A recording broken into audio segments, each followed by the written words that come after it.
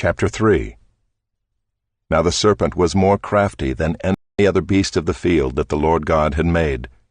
He said to the woman, "Did God actually say, 'You shall not eat of any tree in the garden'?" And the woman said to the serpent, "We may eat of the fruit of the trees in the garden, but God said, 'You shall not eat of the fruit of the tree that is in the midst of the garden, neither shall you touch it, lest you die.' But the serpent said to the woman, "You will not surely die, for God knows that when you eat of it your eyes will be opened, and you will be like God, knowing good and evil." So when the woman saw that the tree was good for food, and that it was a delight to the eyes, and that the tree was to be desired to make one wise, she took of its fruit and ate, and she also gave some to her husband who was with her, and he ate.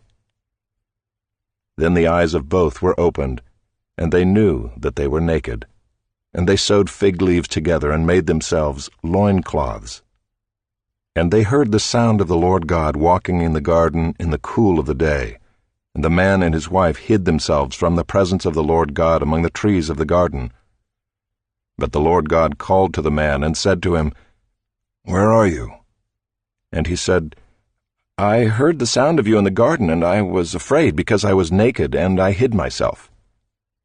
He said, "Who told you that you were naked? Have you eaten of the tree of which I commanded you not to eat?" The man said, "Well, the woman whom you gave to be with me, she gave me fruit of the tree, and I ate." Then the Lord God said to the woman, "What is this that you have done?" The woman said, "Well, the serpent deceived me, and I ate." The Lord God said to the serpent, "Because you have done this, cursed are you above all livestock, and above all beasts of the field. On your belly you shall go, and dust you shall eat all the days of your life. I will put enmity between you and the woman, and between your offspring and her offspring. He shall bruise your head, and you shall bruise his heel." To the woman he said, "I will surely multiply your pain in childbearing. In pain you shall bring forth children. Your desire shall be contrary to your husband, but he shall rule over you." And to Adam he said, "Because you have listened to the voice of your wife, and have eaten of the tree of which I commanded you, you shall not eat of it. Cursed is the ground because of you. In pain you shall eat of it all the days of your life. Thorns and thistles it shall bring forth for you, and you shall eat the plants of the field. By the sweat of your face you shall eat bread, till you return to the ground, for out of it you were taken. For you are dust, and to dust you shall return." The man called his wife's name Eve, because she was the mother of all living.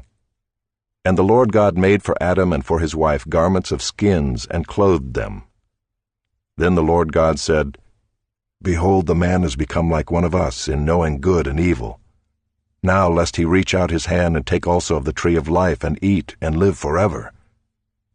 Therefore the Lord God sent him out from the Garden of Eden to work the ground from which he was taken.